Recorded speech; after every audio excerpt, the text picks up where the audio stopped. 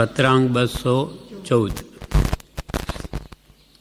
પત્રાંક 214 મુંબઈ ફાગણવદ 5 રવિ 1947। આ પત્ર સૌભાગભાઈ પર છે। એમાં કૃપાલે લખે છે, અભેદ દશા આવ્યા વિના જે પ્રાણી આ જગતની રચના જોવા ઈચ્છે છે તે બંધાય છે। અભેદ દશા આવ્યા વિના જે પ્રાણી આ જગતની રચના જોવા ઈચ્છે છે તે બંધાય છે। એવી દશા આવવા માટે એ પ્રાણીએ તે રચનાના કારણ પ્રત્યે પ્રીતિ કરવી અને પોતાની અહમરૂપ ભ્રાંતિનો પરિત્યાગ કરવો। એવી દશા આવવા માટે એ પ્રાણીએ તે રચનાના કારણ પ્રત્યે પ્રીતિ કરવી અને પોતાની અહમરૂપ ભ્રાંતિનો પરિત્યાગ કરવો। કૃપાલદેવે કહ્યું, સૌભાગભાઈને લખે છે, અભેદ દશા આવ્યા વિના, અભેદ દશા એટલે આપણે જગતમાં ભેદ પાડીએ છીએ। જગતની પ્રત્યેક વસ્તુ કોઈની નથી, પણ આ પદાર્થ મારો છે, આ વસ્તુ મારી છે, આ તમારી છે, આ ઘર મારું છે, આ તમારું ઘર છે, આ મારું કુટુંબ છે, આ તમારું કુટુંબ છે, એવો આપણે ભેદ પાડીએ છીએ। એ ભેદ દ્રષ્ટિ છે। એ બધી મૂકી આ જગતમાં એક આત્મા સિવાય મારું બીજું કંઈ છે જ નહીં, એવી અભેદ દશા જ્યાં સુધી ન આવે ત્યાં સુધી તે પ્રાણીને કર્મબંધ જ થાય। જે પદાર્થ જગતમાં જીવ જુએ તેના પ્રત્યે એને રાગદ્વેષ થાય, અહમ મમત્વ ભાવ થાય, મારું તારું થાય। તેથી એ જીવ કર્મથી બંધાય છે। એમ કૃપાલદેવ કહેવું છે કે અભેદ દશા આવ્યા વિના, એટલે એવી રીતે એક આત્મા જ મારો છે એ દ્રષ્ટિ આવ્યા વિના જે પ્રાણી આ જગતની રચના જોવા ઈચ્છે છે તે બંધાય છે। એટલે જે પ્રાણી જ્યાં સુધી એના અંદર રાગદ્વેષના ભાવો છે એ ભાવો સહિત આ જગતની જે પૂદગલમય રચના છે તે રાગ આદિ ભાવે જોવાય છે તે જીવ રાગથી બંધાય છે।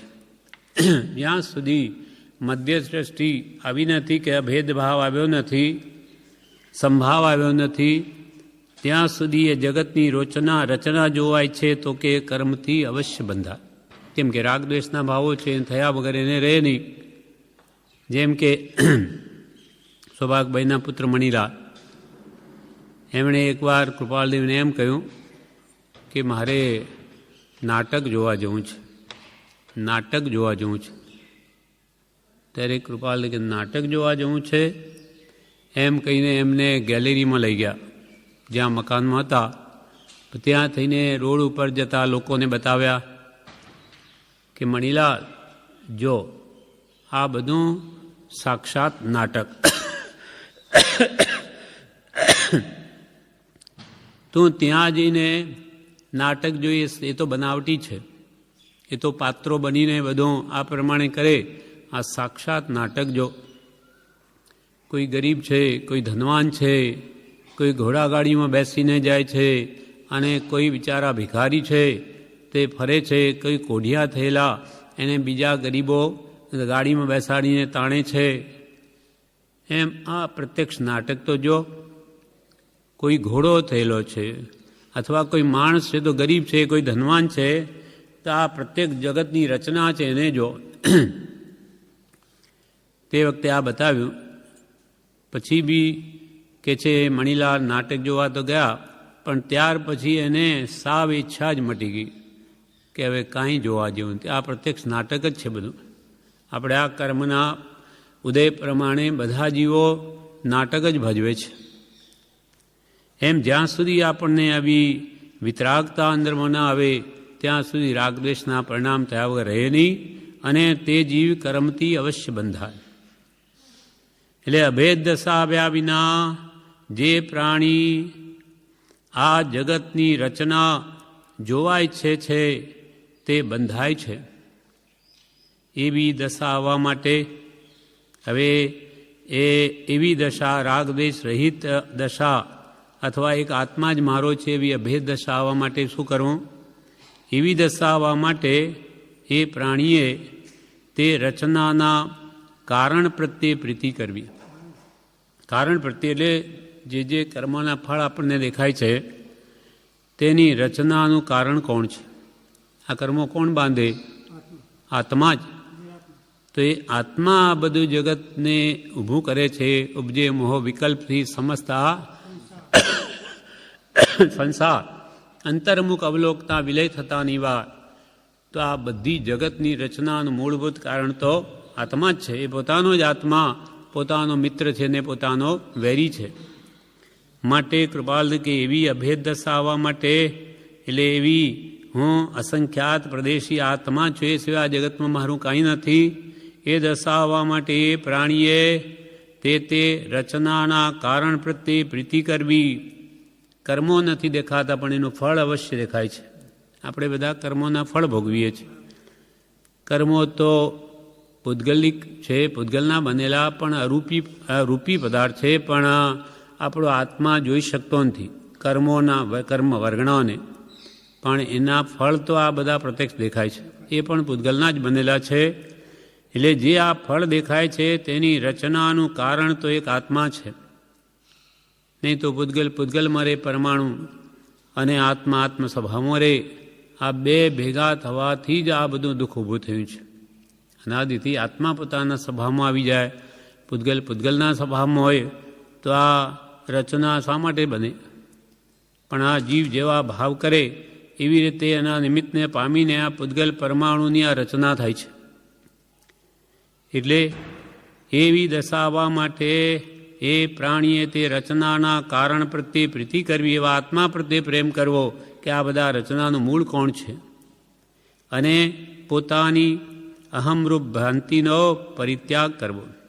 અહમરૂપ ભ્રાંતિ કે આ બધું મેં કર્યું. પોતે મકાન બાંધ્યું હોય કે કંઈ પૈસા કમાવ્યો હોય તો કે આ બધું મેં કર્યું, મેં જુઓ કે હું સરસ કર્યું. એમ જીવને અહમભાવ રહ્યા કરે. જ્યારે પૂતગલની રચના પૂતગલમાં થયા કરે છે, એમાં આત્મા કરતા નથી.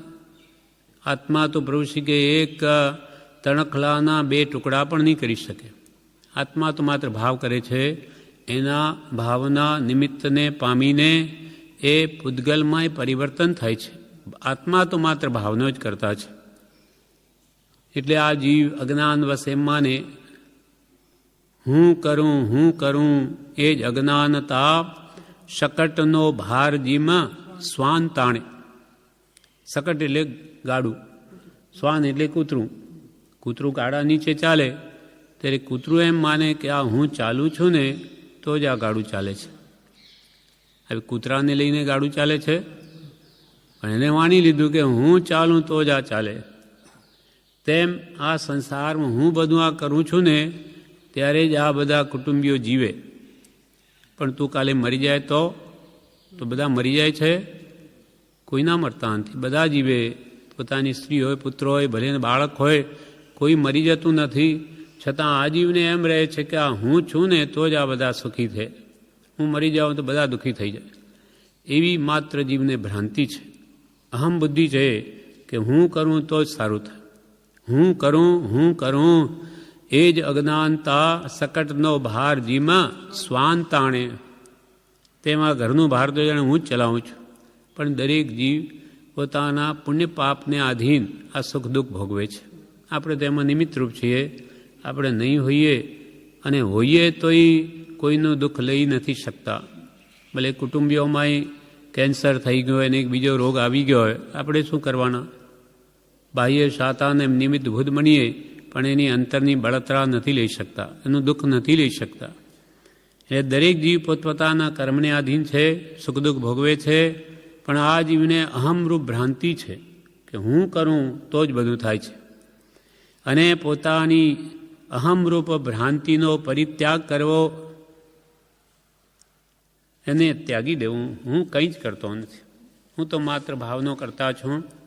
બાકી જે કંઈ પણ પરિણમન પદાર્થનું થવાનું છે તે થયા જ કરે છે.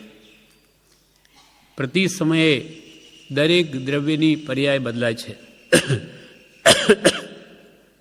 ચેતન દ્રવ્યની જ નહીં, જળ દ્રવ્યની પણ પૂતગલ પર્યાય બદલાય.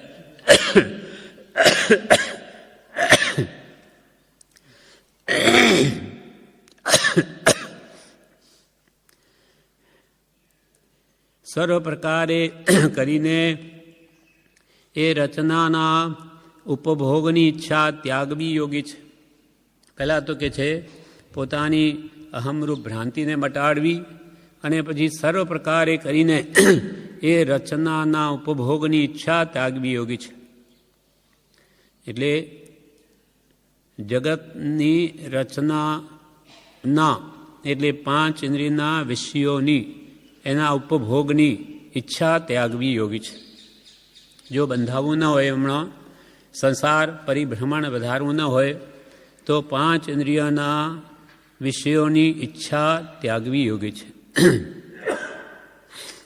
સર્વ પ્રકારે કરીને એ રચનાના ઉપભોગની, જગતના પદાર્થોના ઉપભોગની, ઉપભોગ એટલે ભોગ એટલે એકવાર ભોગવાય તે ભોગ, વારંવાર ભોગવાય તે ઉપભોગ કહેવાય. તો એ રચનાના ઉપભોગની ઈચ્છા ત્યાગવી યોગી છે. અને એમ થવા માટે સત્પુરુષના શરણ જેવું એકે ઔષધ નથી. એટલે આ ઇન્દ્રિયોની જે ઈચ્છા છે ભોગોની, એ આપોઆપ ટળે એવી નથી. એમાં સત્પુરુષનું શરણ જોઈએ, એનો આશ્રય જોઈએ. ખરો આશ્રય એ જ કે એની આજ્ઞાધીન વૃત્તિ જોઈએ. એ જે કહે તેમજ આપણે વર્તા હોઈએ તો આપણી ભલેને અનાદિકાળની આ વિષયોની ઈચ્છા છે તે પણ શમે છે, દમે છે, નાશ પામે છે. અને એમ થવા માટે સત્પુરુષના શરણ જેવું એકે ઔષધ નથી. શરણ ભાવ માટે કૃપાલદેવ 20 પાન ઉપર જણાવે છે ભાવના બોધમાં. અશરણ ભાવનામાં એમ કહ્યું, સત્પુરુષના શરણ જેવું એકે ઔષધ નથી. પાન 20 ઉપર વચનામૃતમાં કહે છે, આ સંસારમાં સમ્યક જ્ઞાન, સમ્યક દર્શન, સમ્યક ચારિત્ર, સમ્યક તપ, સંયમ શરણ છે. આ 4 આરાધના વિના કોઈ શરણ નથી. સમ્યક જ્ઞાનની આરાધના કરવી એટલે જ્ઞાની પુરુષોએ જે આપણને ઉપદેશ આપ્યો તે જાણવો. અને પછી સમ્યક દર્શન એટલે તે આપેલા જ્ઞાનને વિચારીને તેના પ્રત્યે શ્રદ્ધાન કરવું કે જ્ઞાનીએ કહ્યું તે સત્ય છે. અને પછી સમ્યક ચારિત્ર એટલે તે પ્રમાણે વર્તવું. અને પછી સમ્યક તપ એટલે સંયમ, ઈચ્છાઓને રોકવી, ઇન્દ્રિય સંયમ, પ્રાણી સંયમ. આ પ્રમાણે ચતુર્વિધ આરાધના જે કરે તે જ ખરેખર જ્ઞાનીના શરણને પામે છે અને એની જ ઈચ્છાઓ નિવૃત્ત થાય છે. આ સંસારમાં સમ્યક જ્ઞાન, સમ્યક દર્શન, સમ્યક ચારિત્ર ને સમ્યક તપ એટલે સંયમ એ જ શરણરૂપ છે. 4 શરણ જે કરે ભવસાગરમાં તે તરે. સમ્યક જ્ઞાન, દર્શન, ચારિત્ર અને તપ એટલે સંયમ એ જ એને એક શરણરૂપ છે, ભવ સમુદ્રથી બચાવનાર છે. આ 4 આરાધના વિના કોઈ શરણ નથી. કૃપાલ કે આ 4 આરાધના વિના જગતમાં કોઈ એનું દુઃખ લઈ શકે નહીં. આ 4 આરાધના વિના જગતમાં કોઈ શરણરૂપ નથી. તથા ઉત્તમ ક્ષમાદિક 10 ધર્મ પ્રત્યક્ષ આ લોકમાં સમસ્ત ક્લેશ, દુઃખ, મરણ, અપમાન, હાનિથી રક્ષા કરવાવાળા છે. 10 લક્ષણરૂપ ધર્મ જે આત્માનો મૂળ સ્વભાવ છે. ઉત્તમ ક્ષમા, ઉત્તમ આર્જવ માર્જવ સત્ય શૌચ સંયમ તપ ત્યાગ આકિંચન્ય અને બ્રહ્મચર્ય આ 10 લક્ષણરૂપ જે ધર્મ છે આત્માનો મૂળ સ્વભાવ એ આ જગતના જીવોના સમસ્ત પ્રકારના ક્લેશને હરનાર, દુઃખ નિવારનાર, મરણને ટાળનાર, અપમાન કે સન્માન બે પ્રત્યે સંભાવ લાવનાર એ બધાની હાનિથી રક્ષા કરવાવાળા છે 10 લક્ષણરૂપ ધર્મ. મંદ કસાયના ફળ સ્વાધીન સુખ, આત્મરક્ષા, ઉજ્જવળ યશ, ક્લેશ રહિતપણું, ઊંચતા આ લોકમાં પ્રત્યક્ષ દેખી એનું શરણ ગ્રહણ કરો. તમે કુટુંબનું કે ધનનું એ શરણ વાસ્તવિક શરણ નથી, પણ આ ઉત્તમ ક્ષમાદિક આત્મા સ્વભાવનું શરણ લ્યો કે સમ્યક દર્શન જ્ઞાન ચાર તપનું શરણ લો તો એ તમને આ જન્મના દુઃખ, રોગ, શોક, ચિંતા સર્વથી બચાવનાર છે. અને મંદ કષાય જો થાય, મંદ કષાયને ઘટાડે તો એનું ફળ શું આવે? સ્વાધીન સુખ આવે, પોતાના આત્માની રક્ષા થાય, ઉજ્જવળ યશ મળે, ક્લેશ રહિતપણું પ્રાપ્ત થાય અને ઊંચતા આ લોકમાં પ્રત્યક્ષ દેખી એથી આત્માની ઉન્નતિ પ્રત્યક્ષ જોઈને એનું શરણ ગ્રહણ કરો. પરલોકમાં એનું ફળ સ્વર્ગલોક છે. એટલે આ લોકમાં પણ તે ક્લેશ રહિત સુખી પરિણામને પામે અને પરલોકમાં તો સ્વર્ગને પામે. વિશેષમાં વ્યવહારમાં 4 શરણ છે. બીજી રીતે પણ વ્યવહારમાં 4 શરણા કહેવાય. તે અરિહંત, સિદ્ધ, સાધુ, કેવળ જ્ઞાનીનો પ્રકાશેલ ધર્મ એ જ શરણ જાણવું. અરિહંતે શરણમ પવજ્જામી, સિદ્ધે શરણમ પવજ્જામી, સાહુ શરણમ પવજ્જામી, કેવલી પન્નત્તો ધમ્મમ શરણમ પવજ્જામી. બીજી રીજા 4 શરણ. અરહંત, સિદ્ધ, સાધુ, કેવળ જ્ઞાનીનો પ્રકાશેલ ધર્મ એ શરણ જાણવું. એ પ્રમાણે અહીંયાના શરણ વિના આત્માની ઉજ્જવળતા પ્રાપ્ત થતી નથી એવું દર્શાવનારી અશરણ અને પ્રેક્ષા વિચારી કૃપાલદેવે આ લખ્યું. હવે અહીંયા પણ એ જ કહ્યું કે આ અનાદિથી આપણને જે દુઃખ આપતી ઈચ્છાઓ વિષય કસાયની એને હણવાનો એક જ શ્રેષ્ઠ ઉપાય તે સત્પુરુષના શરણ જેવું એકે ઔષધ નથી.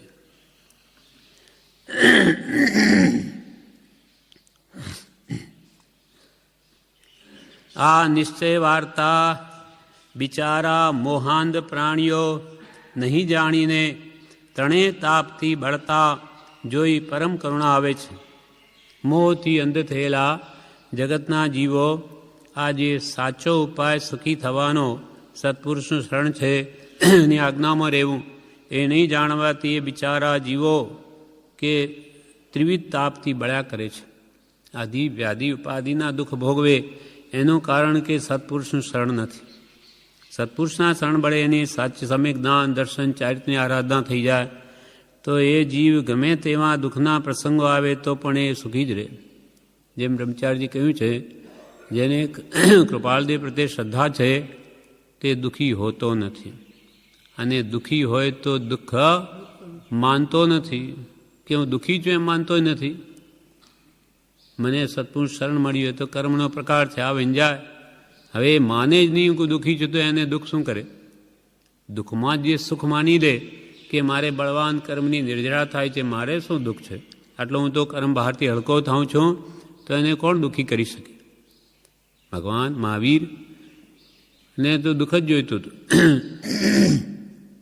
એ તો ઉડતા અહીંયા કોઈ દુઃખ આપતું નથી, એટલે અમારે બળવાન કર્મની નિર્જરા થતી નથી, તેથી અનાર્ય દેશમાં ગયા કે ત્યાં કોઈ ઓળખે નહીં કે આ કોણ છે. અહીંયા તો ઓળખે કે આ તો આપણા રાજાના પુત્ર છે, એટલે કોઈ દુઃખ આપે નહીં, અને દુઃખ આપે ને તો બળવાન નિર્જરા થાય નહીં. એટલે અનાર્ય દેશમાં પછી કે આ કોણ આવ્યો નાગો બાવો એમ કરીને શિકારી કૂતરાઓ છોડે, મારે, દુઃખ આપે, ત્યારે ભગવાનને સારું લાગે. હવે દુઃખ જો દુઃખ જ રૂપ બધાને લાગતું હોય તો ભગવાનને સુખરૂપ કેમ લાગ્યું? એટલે કૃપાલદેવ શું કહે? સુખ દુઃખ એ બંને મનની કલ્પના છે. અનુકૂળ કલ્પના એ સુખરૂપ ભાષે અને પ્રતિકૂળ કલ્પના એ દુઃખરૂપ ભાષે છે. આપણને પ્રતિકૂળ કલ્પના કરીએ કે મને દુઃખ આપે તો એ ગમતું નથી, અને જ્ઞાની તો કે સારું, પ્રતિકૂળ પ્રસંગો તો કૃપાળથી કે ઉડતા ધરવા બરાબર છે. એમાં વિશેષ આત્મજાગૃતિ રીતે બળવાન કર્મની નિર્જરા કરે છે. જેવી દ્રષ્ટિ તેવી સૃષ્ટિ, જેને જેમાં સુખ બુદ્ધિ કરી એના માટે સુખ છે.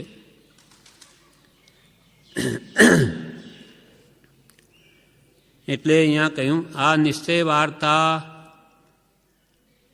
બિચારા મોહાંધ પ્રાણીઓ નહીં જાણીને, જગતમાં મોહથી અંધ થયેલા પ્રાણીઓ સાચા સુખનો ઉપાય નાની પુરુષની આજ્ઞાને આરાધવી છે એ નહીં જાણીને, અથવા વિષય કસાયની મંદતાથી સુખ ઉપજે, કસાયો મંદ કરવાથી સુખ ઉપજે, એ બિચારા મોહાંધ પ્રાણીઓ આ નિશ્ચય વાર્તાને નહીં જાણીને ત્રણેય તાપથી બળતા જોઈ પરમ કરુણા આવે છે.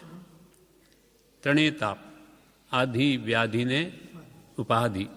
આદિ એ માનસિક દુઃખ, ઉપાધિ આ સાંસારિક બાહ્ય ઉપાધિ પીડા વ્યવહાર વેપારની, અને વ્યાધિ એ શારીરિક દુઃખ. એનાથી 14 રાજલોક પ્રજ્વલિત છે ત્રિવિધ તાપાગ્નિથી. તો એ બિચારા મહાન પ્રાણીઓ તે નિશ્ચય વાર્તા જેમ છે તેમ પદાર્થના સ્વરૂપને ને સાચા સુખના ઉપાયને નહીં જાણીને ત્રણેય તાપથી બળતા જોઈ પરમ કરુણા આવે છે. પરમ કરુણા, કૃપાલથી કે અમને તો પરમ દયા આવે છે. હે નાથ, તું અનુગ્રહ કરી એને તારી ગતિમાં ભક્તિ આપ, એ ઉદ્ગાર નીકળે છે. કૃપાલદેવ જેવા ભગવાને કે હે નાથ, તું કૃપા કરી એને તારી ગતિમાં ભક્તિ આપ. આજે જગતવાસી જેવો મહાન પ્રાણીઓ સાચા સુખના ઉપાયને જાણતા નથી, એમને તારી ગતિમાં ભક્તિ આપ, તારા સાચા માર્ગે પણ વળે એમ કર, એ ઉદ્ગાર નીકળે છે. આજે કૃપાપૂર્વક આપે મોકલેલું વેદાંતનું પ્રબોધ શતક નામનું પુસ્તક પહોંચ્યું. ઉપાધિની નિવૃત્તિના પ્રસંગમાં તેનું અવલોકન કરીશ. આજે કૃપાપૂર્વક આપે વેદાંતનું જે પ્રબોધ શતક નામનું પુસ્તક મળ્યું છે, ઉપાધિની નિવૃત્તિ જ્યારે થશે ત્યારે હું એ પુસ્તકનું અવલોકન કરીશ. ઉદય કાળ પ્રમાણે વર્તીએ છીએ. ક્વચિત મનોયોગને લીધે ઈચ્છા ઉત્પન્ન હો તો ભિન્ન વાત, પણ અમને તો એમ લાગે છે કે આ જગત પ્રત્યે અમારો પરમ ઉદાસીન ભાવ વર્તે છે. તે સાવ સોનાનું થાય તો પણ અમને તૃણવત છે, અને પરમાત્માની વિભૂતિ રૂપે અમારું ભક્તિધામ છે આજ્ઞાંકિત. અંતમાં લખ્યું, ઉદયકાળ પ્રમાણે વર્તીએ છે. જેવો અમારો ઉદય ભલે સુખરૂપ હો કે દુઃખરૂપ હો, એટલે કે ગ્રસ્તપણાનો હો કે અનેક પ્રકારની ઉપાધિનો હો, જેવો પૂર્વે કર્મ બાંધ્યા તે ઉદયમાં આવે તેમ વર્તીએ છે. ઉદયકાળ પ્રમાણે વર્તીએ છે. ક્વચિત મનોયોગને લીધે ઈચ્છા ઉત્પન્ન હો તો ભિન્ન વાત. અમારે મન છે અને પૂર્વકર્મ પણ છે. એ પૂર્વકર્માનુસાર મનમાં કોઈ ઈચ્છા ઉત્પન્ન હો તો ભિન્ન વાત, એ પૂર્વકર્મના આધારે. ક્વચિત મનોયોગને લીધે ઈચ્છા ઉત્પન્ન હો તો ભિન્ન વાત, પણ અમને તો એમ લાગે છે કે આ જગત પ્રત્યે અમારો પરમ ઉદાસીન ભાવ વર્તે છે. આ જગત પ્રત્યે અમને કિંચિત પણ મોહ નથી. પરમ એટલે ઉત્કૃષ્ટ, ઉદાસીન.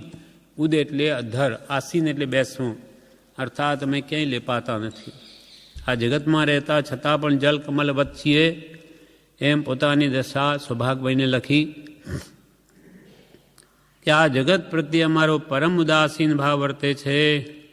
તે જગત સાવ સોનાનું થાય તો પણ અમને તૃણવત છે. આખું જગત સોનાનું બની જાય તો અમારે મન તો એ તણખલા બરાબર છે. એમને કોઈ આપણને જે હીરા માણેક મોતી કે સોનાનું મહાત્મ્ય છે એવું કૃપાળને નથી. એમને તો અપૂર્વ અવસરમાં એ ભાવ બતાવી દીધો. રજ કણ કે માટીનો કણ કે દેવ વૈમાનિકની રિદ્ધિ હીરા માણેક મોતીની, રજકણ કેરી ધીવૈ માનિક દેવની સર્વે માન્યા પુદ્ગલ એક સ્વભાવ જો અપૂર્વ અવસર એવો ક્યારે આવશે. એને તો એ પૂતગલ જ દેખાય છે. દરેક વસ્તુ આ જમીનમાંથી ઉત્પન્ન થાય ને પાછી એમ જ ભળી જાય, પછી એનું રૂપાંતર થાય. પછી સોનું હો એ પણ જમીનમાંથી નીકળે, લોખંડ હો, તાંબુ હો કે કાપડ હો એ પણ રૂ ક્યાંથી આવે? કોઈ પણ પદાર્થ લો જમીનમાંથી ઉત્પન્ન થાય, પાછું પૂતગલનું પૂતગલમાં ભળી જાય, ફાટે તૂટે બધું એમ જ ભળે. એટલે રજકણ કહો કે હીરા માણેક મોતી કહો, બધું એને મન તો સમ છે. એટલે આખું જગત સોનાનું થઈ જાય. અમારે તો તણખલા બરાબર છે. ઘાસનું તણખલું હો કે હીરા માણેક મોતી બધું સમ છે. આખું જગત સોનાનું થાય તો પણ અમને ત્રણવત છે. અને પરમાત્માની વિભૂતિ રૂપે અમારું ભક્તિધામ છે. આખું જગત જો સોનાનું થઈ જાય તો આ પરમાત્માની વિભૂતિ એટલે પરમાત્માના વૈભવ રૂપે ભક્તિ કરવા માટેનું એ અમારા માટે બનેલ ભક્તિધામ છે. આખું જગત સોનાનું થાય તો અમારા માટે તો ભગવાનની ભક્તિ કરવા માટે આખું ધામ બન્યું સોનાનું. અમે તો એમ જ માનીશું. સોના પ્રત્યે પ્રેમ ન કરીએ. એ મંદિરમાં જઈએ તો આ મંદિર મારું એમ નથી કરતા, અમારા ભગવાનનું ઘર છે. એ સુંદરમાં સુંદર કેમ ન હોય? જે કોનું મારા ભગવાનનું છે એટલે ઉડતું એને લઈને મારા ભગવાન પ્રત્યે પ્રીતિ વધશે, પણ એના પ્રત્યે અમને મોહ નહીં થાય. તે સાવ સોનાનું થાય તો અમને ત્રણવત છે. અને પરમાત્માની વિભૂતિ રૂપે પરમાત્માનો વૈભવ પ્રગટ થયો જાણે એ અમારું ભક્તિધામ છે. એ ભક્તિનું ઘર બન્યું જાણે અમારે ભગવાનની એ તો બધી લીલા છે એવો અમને ભાવ રહેશે. આજ્ઞાંકિત આ પત્ર પૂરો થયો. હવે એનું વિવેચન પણ છે. વિવેચનમાં પૂજ્યશ્રી કહે, શ્રીમદ રાજચંદ્ર આશ્રમ આસો સુદ 8મ સંમત 2008. પૂજ્યશ્રી કહે, આત્મા પ્રત્યે પ્રીતિ કરવી, મારું તારું સગા વહાલા એ બધું ભૂલી આત્મદ્રષ્ટિ કરવી. આ અભેદ દ્રષ્ટિ. અભેદ દ્રષ્ટિ આવ્યા વિના જે પ્રાણી જગતની રચના જોવા ઈચ્છે છે તે બંધાય છે. તો એ બધું મૂકી દઈને આત્મા પ્રત્યે પ્રેમ કરવો, જગત પ્રત્યે નહીં, જગતના પદાર્થો પ્રત્યે નહીં. એ પૂતગલની બધી પર્યાય છે, એક અવસ્થાઓ છે.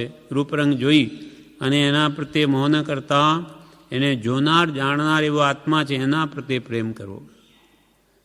આત્મા પ્રત્યે પ્રીતિ કરવી, મારું તારું એ ભેદ દ્રષ્ટિ છે.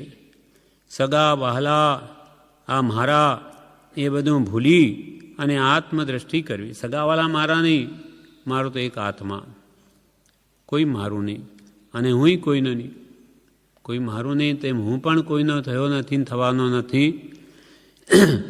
એમ મારું તારું સગાવાલા એ બધું ભૂલી આત્મદ્રષ્ટિ કરવી. અભેદ દ્રષ્ટિ આવ્યા વિના જે પ્રાણી આ જગતની રચના જોવા ઈચ્છે છે તે બંધાય છે. આવી બુદ્ધિ આપણને ન આવે, મારું તારું જ્યાં સુધી મટે નહીં અને આ જગતની રૂપરંગવાળી રચના જોવાય છે તો એને રાગદેશ થયા વગર રહેવાના નથી. સારું હોય તો કે આ મને ગમે છે, આ મને કેમ મળશે એવી ભાવના થયા વગર રહેશે નહીં. એટલે રાગદેશ હર્ષશોક થયા વગર રહેશે નહીં. અને એવો પ્રાણી જગતની રચના જો છે તો એ કર્મ જ બાંધવાનો. અને જે જે કર્મો દેખાય છે તેની રચનાનું કારણ આત્મા છે. તેના પ્રત્યે પ્રીતિ કરવી, ભોગની વૃત્તિ છોડી દેવી. રાગદેશ આપણામાં પડેલા અને જગતને જોવા જાય છે દુનિયા, મુંબઈ વગેરે, એ બધું રાગદ્વેષ જ વધારે છે. અને પોતામાં રહેલી ભોગની ઈચ્છાઓની વૃત્તિ જ વધે છે. ભોગની વૃત્તિ છોડી દેવી, આત્મા પ્રત્યે દ્રષ્ટિ કરવી, તે અભેદ દ્રષ્ટિ. આત્મા પ્રત્યે દ્રષ્ટિ કરવી તે અભેદ દ્રષ્ટિ. જ્યાં સુધી ભેદ દ્રષ્ટિ છે, જ્યાં સુધી મારું તારું છે, ત્યાં સુધી મોહ છે. ને મોહી જીવ જગતમાંની રચના જોવે તો બંધાય. જ્યાં સુધી ભેદ દ્રષ્ટિ છે, એટલે કે મારું તારું છે, ત્યાં સુધી મોહ છે.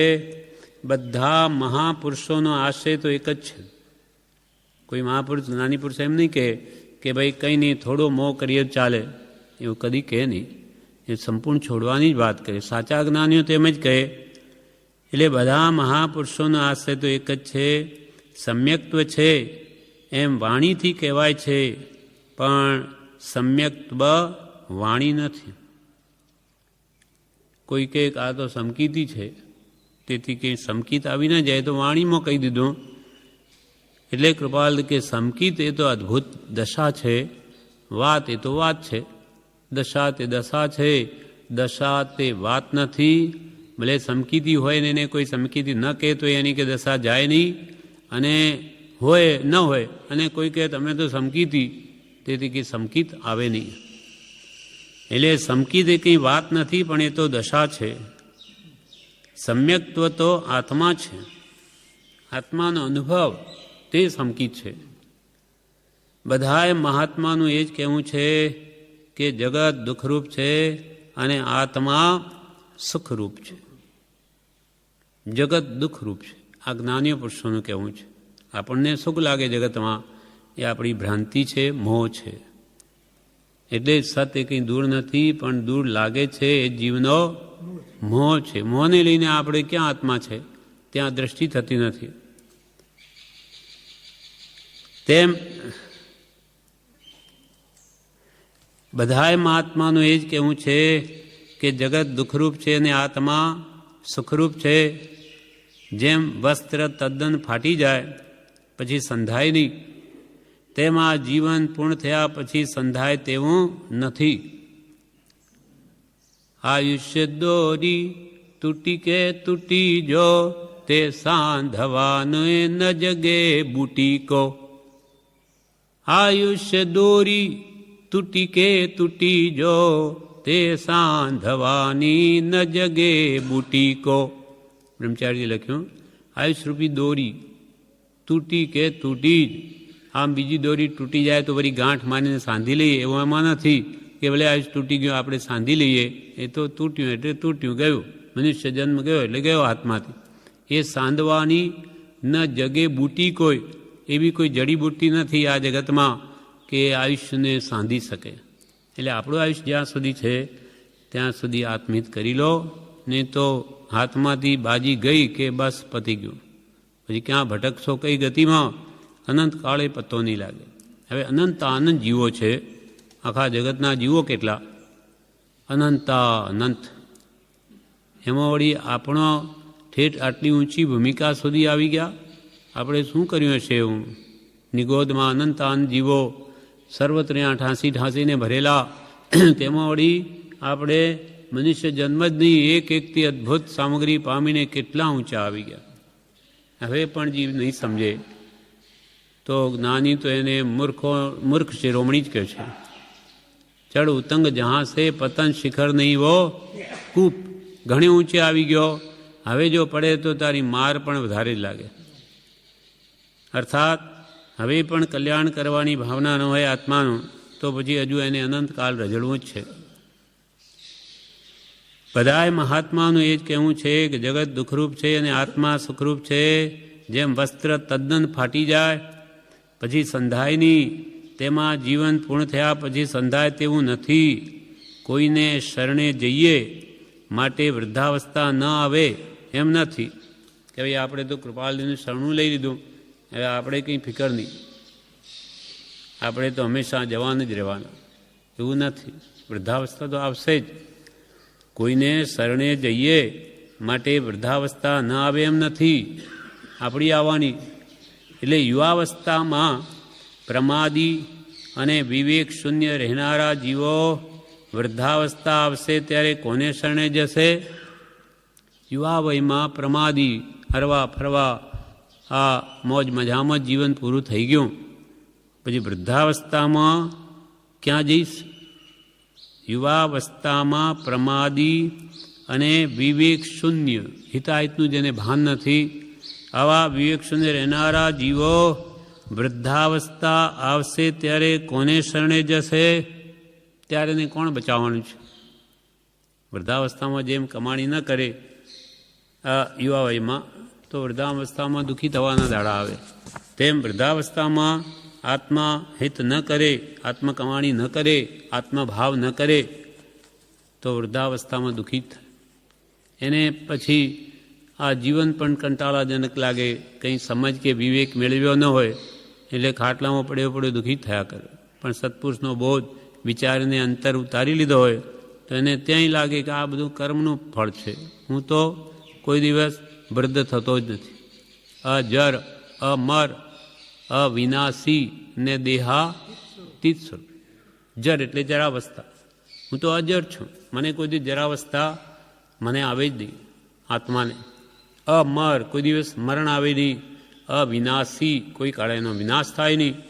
અને આ દેહતી, દેહાતીત એટલે દેહથી જુદું સ્વરૂપ છે મારું. દેહથી હું નહીં, દેહ જન્મ્યો, દેહ મરે, હું જન્મ્યો જ નથી, એટલે મારો કોઈ કાળે વિનાશ જ નથી. એવી આત્મભાવના આત્મસિદ્ધિથી દ્રઢ કરી લે, એને કોણ દુઃખ આપી શકે? હું દુઃખી જ નથી, તેને કોણ દુઃખ આપી શકે? એવી સમજણ જ્ઞાનીઓ આપે છે. કોઈને શરણે જઈએ માટે વૃદ્ધાવસ્થા ન આવે એમ નથી, પણ યુવાવસ્થામાં પ્રમાદીને વિવેક શૂન્ય રહેનારા જીવો વૃદ્ધાવસ્થા આવશે ત્યારે કોને શરણે જશે? બધું પલટાતું છે. કંઈ જવાની એ રહેવાની નહીં, એનું તો નામ જ સાર્થક છે. નામ જ શું છે? જવાની. જવાની, જવાની, જવાની એ તો નહીં રહેવાની, જઈ જ રહી છે સમય. એટલે નામ જ જવાની, જવાની આપી દીધું. એટલે બધું જ પલટાતું છે. મોક્ષનો પુરુષાર્થ કરે તો તેનું શાશ્વત ફળ મળે. આ બધા આપણે જેટલા પ્રયત્ન કરીએ છીએ સુખ માટે જગતમાં, એ બધું શાશ્વત નથી, કાયમ નથી, ક્ષણિક છે. ક્ષણ માત્ર સુખ મળે અને પછી પાછું દુઃખ જ આવે. જેમ કે ખાવાનું, ભૂખનું દુઃખ હોય પણ ખાઈએ તેટલી વખત સુખ, પણ ગળે ઉતરી ગયું કે પછી કંઈ નહીં, એનું કંઈ સુખ નહીં. અને ઉડતું સ્વાદવશ વધારે ખવાઈ ગયું તો એ સુખનું પાછું દુઃખ થઈ પડે, દુઃખરૂપ થઈ પડે. સ્વાદનો સુખ તો આવ્યું ક્ષણિક, અને પેટ થઈ ગયું ભારે, એકદમ ન બેસાય ઉઠાય, કેટલું દુઃખ વધી ગયું. ગયા તો સુખ લેવા અને હવે આવી ગયું દુઃખ. એમ આ જગતની બધી જ બધા જ વિષયો એવા છે. એટલે કે છે બધા ક્ષણિક છે, નાશવંત છે, પરાધીન છે, બંધનકારક છે, અને આ ભાવમાં જ દુઃખી અદુઃખ આપનાર છે. એને કેટલું બધું દુઃખ ભોગવે ત્યારે એને ક્ષણિક સુખનો આસ્વાદ થાય. એ પણ શાતા વેદની છે. સુખ નામ તો જ્ઞાની એને આપતા જ નથી. સુખ તો આત્મામાં જ છે. નિરાકુળતા સુખ છે, આકુળતા છે દુઃખ. ઈચ્છામાં આકુળતા, માટે ઈચ્છા મુક્ત. એટલે કે મોક્ષનો પુરુષાર્થ કરે તો તેનું શાશ્વત ફળ મળે.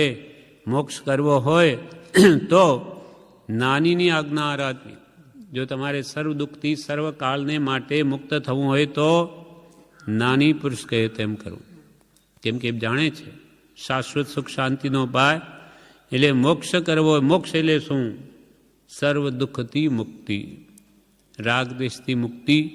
સર્વ દુઃખનું મૂળ રાગદ્વેષ, અને એનાથી મુક્ત કરાવનાર સર્વકાળને માટે તે મુક્તિ, મોક્ષ એટલે સર્વ દુઃખથી મુક્તિ. સર્વ જન્મ જરા મરણથી મુક્તિ, તેનું નામ મોક્ષ છે. અને મુક્તિને સર્વ ધર્મમાં શ્રેષ્ઠ કહી છે. કેમ કે એકવાર દુઃખ ગયું એમ નહીં, સર્વ બધા ભવિષ્યના અનંત કાળ માટે ગયું. એટલે મોક્ષ કરવો હોય તો જ્ઞાનીની આજ્ઞા આરાધવી. જ્ઞાની કહે તેમ કરવું. અર્થ અને કામ પણ ધર્મ ન ચૂકાય એવા હોવા જોઈએ. અર્થ એટલે ધન, પ્રયોજન. ગ્રસ્તને અર્થ વિના ઘર ચાલી શકે નહીં, ધન વિના. એટલે એ ધન કમાવાનું કાર્ય છે કે કામ ભાવ, રાગ ભાવ, મોહ ભાવ છે. 4 પ્રકારના પુરુષાર્થ: ધર્મ, અર્થ, કામ અને મોક્ષ. તો અર્થ અને કામ પણ ધર્મ ન ચૂકાય એવા હોવા જોઈએ. એટલે અર્થ ની પ્રાપ્તિ કરે તે પણ ન્યાય નીતિપૂર્વક હોવી જોઈએ. કોઈને ઠગીને કે લૂંટીને નહીં, ન્યાયથી, જેમ કહ્યું ભગવાને તેમ. એટલે કોઈ પણ અર્થ અને કામ પણ અનીતિ નીતિ નહીં, મર્યાદા ધર્મ રહી, ગૃહસ્થ ધર્મ રહી, કે મુનિ હોય તો મુનિ ધર્મ રહી, બ્રહ્મચારી તો એના ધર્મ રહી, અને જ્ઞાનીએ જે યોજના કરી તે પ્રમાણે જ રહે. અર્થ અને કામ પણ ધર્મ ન ચૂકાય એવા હોવા જોઈએ, એ લક્ષ્ય રાખવો. ઇન્દ્રિયોના સુખો પરાધીન છે. સુખ તો સર્વ પ્રાણીને પ્રિય છે, પણ ઇન્દ્રિયોમાં સુખ માન્યું છે, તેથી એ જીવ પર પદાર્થને આધીન થઈ જાય છે. એટલે ઇન્દ્રિયોના સુખ પરને આધીન છે. ઇન્દ્રિયો સારી ન હોય, આંખો સારી ન હોય તો શું જુએ? આંખે મોતિયા આવી ગયા હોય, ખાવાની ઘણી ઈચ્છા હોય, પણ રોગ થઈ ગયો હોય, પચતું ના હોય તો કેવી રીતે ખાય? એમ ઇન્દ્રિયોના બધા સુખો પરને આધીન. વસ્તુ ઘણી મળે પણ પોતાનું શરીર સારું ન હોય. ઇન્દ્રિયોના સુખો પરાધીન છે. જીવ ભ્રાંત દશામાં સુખ માને છે. ભ્રાંત દશા, એને સુખની ભ્રાંતિ પર પદાર્થમાં છે. ત્યારે જ્ઞાની કે સુખ બીજામાં છે જ નહીં. સુખ તો આત્માનો જ ગુણ છે. જીવ ભ્રાંત દશામાં સુખ માને છે. સુખ એ તો આત્માનો જ સ્વભાવ છે. સુખ એ તો આત્માનો જ સ્વભાવ છે, બહારથી નથી આવતું. સુખ આપણા અંદર જ છે. કર્મ બંધ છોડવાનો માર્ગ શૂરવીરનો છે. કર્મ બંધ છોડવાનો માર્ગ શૂરવીરનો છે. કાયર એ કર્મ ન તોડી શકે, એમ નાનીઓ કે. કેમ કે હરિનો માર્ગ છે સુરાનો, નહીં કાયરનો કામ જોને. એ પ્રથમ પહેલા મસ્તક મૂકી વર્તી લેવો નામ જોને. હરિનો માર્ગ છે સુરાનો, નહીં કાયરનો કામ જોને. હરિ એટલે પરમાત્મા સ્વરૂપ પ્રાપ્ત કરવાનો માર્ગ એ શુરાનો છે, શુરવીરનો છે. કાયર થઈ જાય તો પોતાનું સ્વરૂપ પ્રાપ્ત ના થાય. નહીં કાયરનું કામ જોને.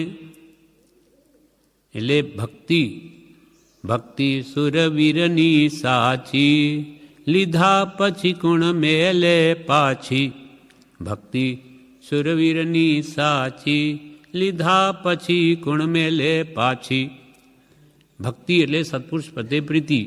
એ ખરેખર થઈ ગઈ હોય તો એ મેલે નહીં, છોડે નહીં, એના વગર એને ગમે નહીં. હરિની માયા બહુ બલવંતી, કોઈથી ન જીતી જાય જોને.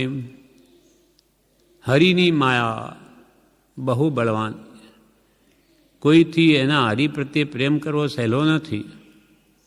ભગવાન પ્રત્યે પ્રેમ થઈ જાય તો સંસારનો પ્રેમ બધો ઉડી જાય. પણ જ્યાં સુધી સંસાર પ્રત્યેની પ્રીતિ ઘટતી નથી ત્યાં સુધી ભગવાનના આત્મગુણો પ્રત્યે પ્રીતિ પણ થતી નથી, તેથી પ્રાપ્તિ પણ થતી નથી.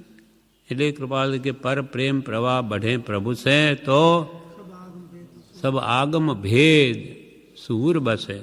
જો ખરો પ્રેમ ભગવાન પ્રત્યે તમને આવી ગયો તો તમારે આગમે જોવા ન પડે.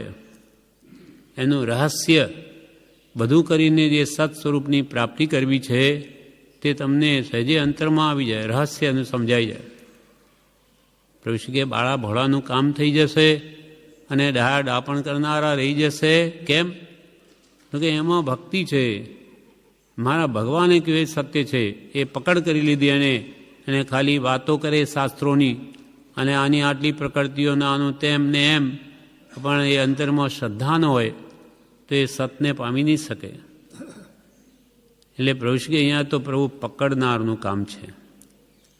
અમે ક્યાં કહ્યું તે જાણવું એ જાણી લેજો, પકડ કરવી એ પકડ કરી લેજો, ગ્રહણ કરવું એ ગ્રહણ કરી લેજો, તો કે તમારું કામ થઈ જશે.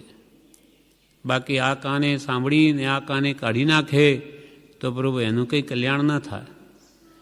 ગ્રહણ કરે ત્યારે થાય.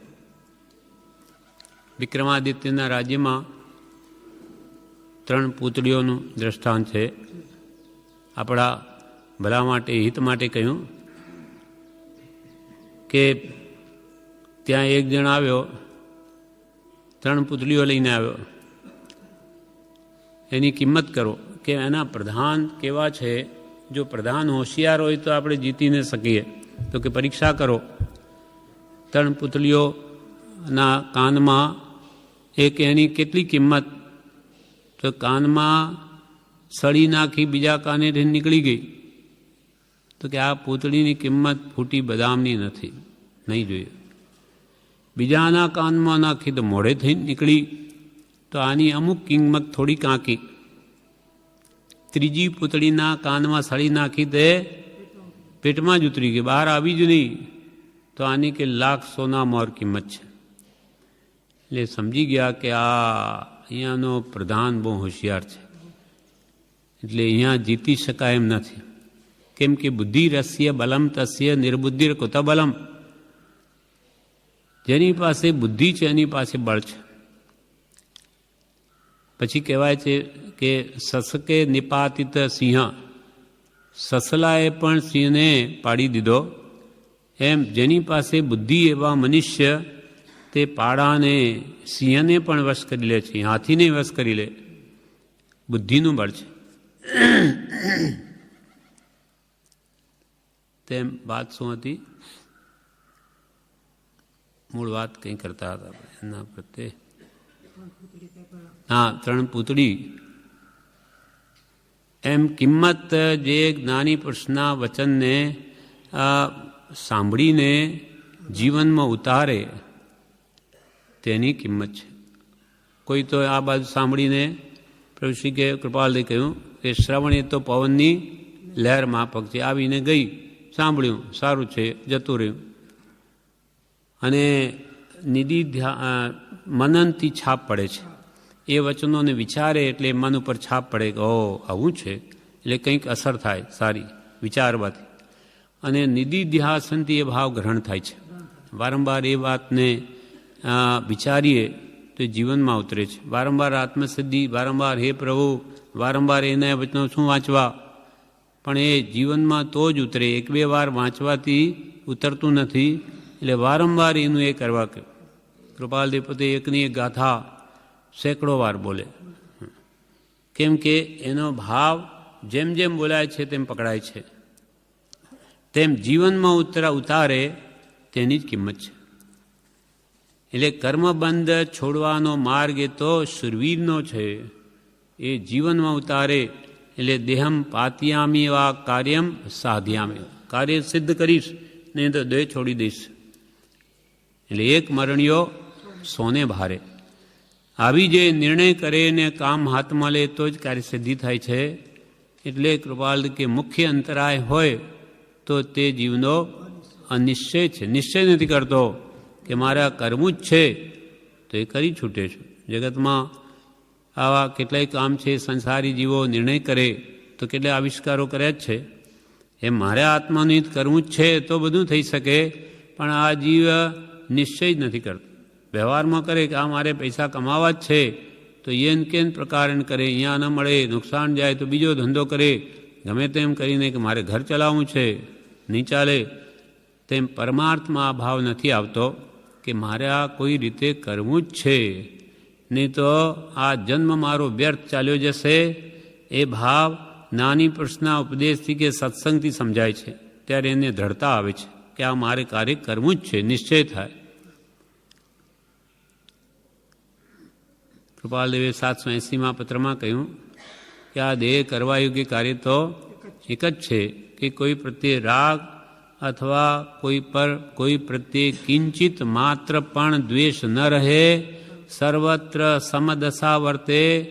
એ જ કલ્યાણનો મુખ્ય નિશ્ચય છે. તમારે કે કલ્યાણ કરવું હોય તો આ મુખ્ય નિશ્ચય કરો મનમાં કે મારે એને કેને પ્રકારે રાગદ્વેષ ઘટાડવા જ છે. નિર્ણય કરે તો એ તરફ આ પ્રયાણ થાય અને ધીમે ધીમે આગળ વધાય તો રાગદ્વેષ ઘટે, મોહ ઘટે, બધું જ થાય. પણ એ તરફ લક્ષ્ય જ ન હોય તો કાંઈ ન થાય. ખાલી વાતો થાય પણ જીવનમાં ઉતરે નહીં. એના માટે વૈરાગ્ય ઉપશમ જોઈએ. ત્યાગ વૈરાગ ઉપશમ ભક્તિ એ ઉપદેશ બોધ છે જીવનનો પરિણમે તો યોગ્યતા છે, પછી સિદ્ધાંત બોધ પરિણમે છે. નહીં તો આત્માની ગમે એટલી વાતો થાય પણ જીવનમાં આત્મભાવ દ્રઢ થાય નહીં. અંતરંગ એના માટે ત્યાગ જોઈએ, સંસારના ભોગાદિ પ્રત્યે વિરક્ત ભાવ જોઈએ, અને કષાયનું ઉપશમન જોઈએ, અને સદગુરુના કે શુદ્ધ આત્માના ગુણો પ્રત્યે ભક્તિ જોઈએ. એટલે ત્યાગ વૈરાગ્ય ઉપશમ અને ભક્તિ આ યોગ્યતા છે. આ ઉપદેશ બોધથી આવે, અને આવ્યા પછી સિદ્ધાંત બોધની વાત પરિણમે છે. એટલે ઇન્દ્રિયોના સુખો પરાધીન છે, જીવ ભ્રાંત દશામાં સુખ માને છે. ઇન્દ્રિયોના સુખોમાં સુખ માને છે જે પરાધીન છે, ઉપાધિજનક છે, પણ એમાં એને સુખ માની લીધું. અનાદિથી એ માન્યતા ચાલી આવે એટલે એકદમ નીકળે નહીં, પણ પોતે વિચારે તો સમજાય કે એ સુખ આપે છે કે દુઃખ આપે. જીવ ભ્રાંત દશામાં સુખ માને છે, પણ સુખ તો આત્માનો જ સ્વભાવ છે. સુખ એ ગુણ તો આત્માનો જ છે, આત્માનો મૂળ ધર્મ છે.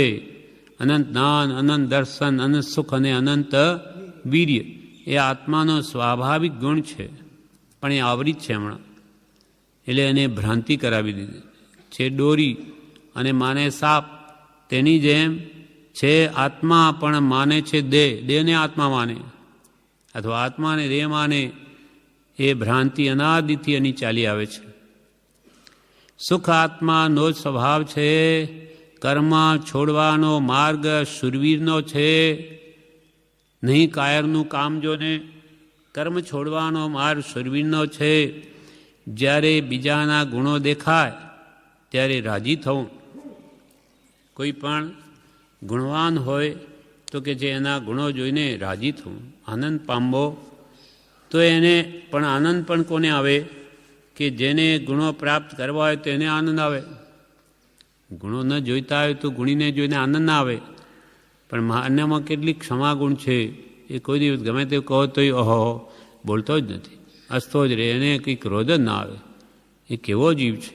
આવો ક્ષમા ભાવ જેનામાં છે એના પ્રત્યે આપણને આકર્ષણ થાય તો એનો અર્થ એ થયો કે મારે આ ગુણ જોઈએ છે ને એનામાં છે. એમ ગુણી જે હોય તેના પ્રત્યે જોઈને પ્રેમ આવે તો એ ગુણ પોતાના અંદર આવવાનું કારણ છે, અથવા એને એ પ્રત્યે રુચિ છે તો જ પ્રેમ આવે. ગુણીજનો કો દેખ હૃદય મેરે પ્રેમ ઉમળ આવે. પ્રેમનો ઉમળકો આવે. ઉમળકો સહેજે આવવું જોઈએ કે કેવા શાંત સ્વભાવી, કેવો નિર્ભિમાની, કેવો સરળ ભદ્રિક છે, પેટમાં એને પાપ જ નથી. આવા જ્યાં જ્યાં ગુણગ્રાહી દ્રષ્ટિ હોય તો એને બધામાં ગુણ મળી શકે, કેમ કે બધામાં કંઈ ને કંઈ ગુણ તો છે જ. દોષો પણ છે, ગુણો પણ છે. સંપૂર્ણ ગુણવાન હોય તો અહીંયા હોય નહીં, એ તો મોક્ષમાં હોય. સંપૂર્ણ દોષી હોય તો નીચે હોય, નરકમાં, અહીંયા હોય નહીં. એટલે પાપ પુણ્ય લગભગ સમ થયા છે ત્યારે આપણે આ મધ્યલોકમાં આવ્યા છીએ. તો આપણામાં દરેકમાં ગુણોય છે, દોષોય છે. હવે આપણી જેવી દ્રષ્ટિ તેવી સૃષ્ટિ. આપણે ગુણ જોઈશું તો દરેકમાં ગુણી મળી આવશે, અને દોષ દ્રષ્ટિ દુર્યોધનની જેમ હશે તો બધો દોષ જ દેખાશે, અને પોતે દોષનો ભંડાર થઈ જશે. પાપ બધા એના અંદર આવી વસશે, અને ગુણ જ જોયા કરશે તો ગુણનો ભંડાર બનશે, યુધિષ્ઠરની જેમ. માટે ગુણગ્રાહી થવું, જ્યારે બીજાના ગુણો દેખાય ત્યારે રાજી થવું અંતરમાં, તો આપણને ઉમળકો આવે અને દુઃખ નહીં થાય. ગુણગ્રાહી દ્રષ્ટિથી મોટો લાભ એ છે કે દરેક ગુણવાનને ગુણ દ્રષ્ટિથી જોઈએ ત્યારે આપણા અંતરમાં આનંદ થાય કે હા કેવા કેવા જીવો છે. અને દોષ દ્રષ્ટિ જો હોય તો બધામાં દોષ તો મળી આવે. શોધે એને તો કે આ તો કેવો નાલાયક, આ બહુ ક્રોધી, એટલે આપણે અહીંયા ફાળ પડે દુઃખની, આપણે અહીંયા જ દુઃખ થાય. હવે પેલાને તો કંઈ લેવા દેવા નથી. દોષને જોઈએ એટલે અહીંયા મનમાં આપણને એક ક્લેશિત પરિણામ થાય. એવું શું કામ કરવું? આપણે કર્મ બાંધીએ, તત્ક્ષણ આત્માને ક્લેશિત કરીએ, અને ભવમાં પરભવમાં એના ફળ વળી ખરાબ ભોગવવા પડશે, અને એથી કંઈ સામો જીવ સુધરવાનો નથી. આ કંઈ સુધારવાનો માર્ગ નથી કોઈને. ઉડતું આપણો આત્માને બગાડવાનું છે. એટલે કૃપાલ કે પર નિંદા એ સબળ પાપમાંનું બળવાન પાપ છે. કોઈની નિંદાય નહીં કરવી, બધાનું ભલું ઈચ્છવું, જે છે તે છે એના ભાવે જાણે, આપણે શું. પછી પ્રભુશ્રી શું કે ભેંસના શિંગડા ભેંસને ભારે તારે ક્યાં દુઃખ છે, તારે ક્યાં નડે છે? તું શું કામ એ બાદ ચિંતા કરે કે એના શિંગડા કેટલા મોટા, એને કેટલું ભાર થતું હશે? જે હશે તે તું તારું સંભાળ. આમ સ્વલક્ષ્ય કરે તો એના દોષો ઘટે અને એનું કલ્યાણ થાય. એટલે પર તરફ દ્રષ્ટિ જોવાની જ જ્ઞાનીઓ ના પાડે છે. આ પ્રમાણે આ પત્રમાં, આ પત્રનું વિવેચન આપણે વાંચ્યું કે જ્યારે કર્મ છોડવાનો માર્ગ શુરવીરનો છે, જ્યારે બીજાના ગુણો દેખાય ત્યારે રાજી થવું. આ પ્રમાણે પત્રાંક 214 અને એનું વિવેચન પણ આપણે વાંચ્યું. આ પત્ર પૂરો થયો. આગળનો પત્ર આવતીકાલ લઈશું.